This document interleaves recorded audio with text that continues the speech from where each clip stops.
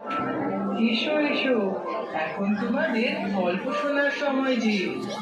আজ আমি তোমাদের রূপকথার গল্প শোনাবো।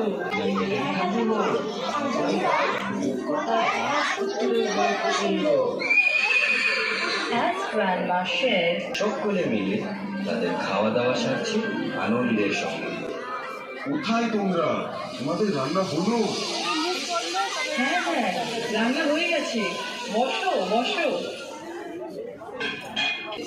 বৌমা, ও বৌমা, কোথায় গেলে তুমি? শোনো, মাছের মুড়োটা তুমি তোমার শ্বশুরের পাতেই দিও। তুমি ওদের ঠিক করে খাইয়ে দিও কিন্তু। ছোট বউ, তাড়াতাড়ি তরকারিটা নিয়ে এসো, সব হাতের কাছে দিতে হবে। চিরন্তর সংস্কৃতির একটি অন্যতম প্রথা হল গুরুজনদের পদধূলি সহ আশীর্বাদ দেওয়া। এই প্রাচীন রীতি